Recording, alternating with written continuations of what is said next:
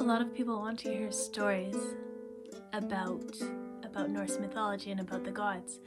And one of the interesting things that I have recently discovered is the Havamal, and the one I have here is the Wanderer's Havamal, which is translated from the Old Norse by Jackson Crawford.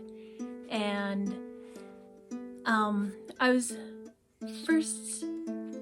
first learned about the Eddas, which are the stories of the Norse gods, both in prose and poetic form. And honestly, if you're going to check those out, I would highly recommend starting with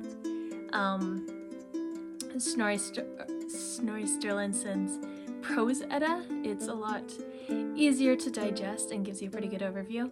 And then for a little bit more information, the poetic Edda is also good. But today, I'm going to share with you the story of how Odin acquired the runes. So here it is.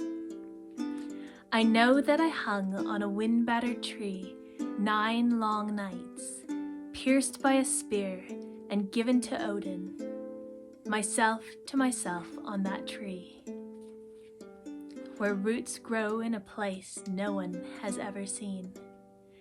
No one gave me food, no one gave me drink. At the end I peered down, I took the runes screaming. I took them, and then I fell. I learned 9 spells from the famous son of Bothar, the father of Besla, and I won a drink of that precious mead, poured from Odrer. I began to be fruitful. I became wise. I grew and I thrived. One word chased another word, flowing from my mouth. One deed chased another deed, flowing from my hands. You will find runes, runic letters to read, very great runes, very powerful runes, which Odin painted, and which the holy gods made, and which Odin carved. Odin carved for the gods, and Dane for the elves, Dvalin for the dwarves, and Asvid for the giants. I carved some myself. Do you know how to write them? Do you know how to read them? Do you know how to paint them? Do you know how to test them? Do you know how to ask them? Do you know how to bless them? Do you know how to send them? Do you know how to offer them?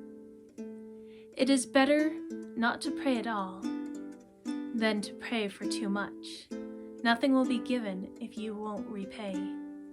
It is better to sacrifice nothing than to sacrifice too much.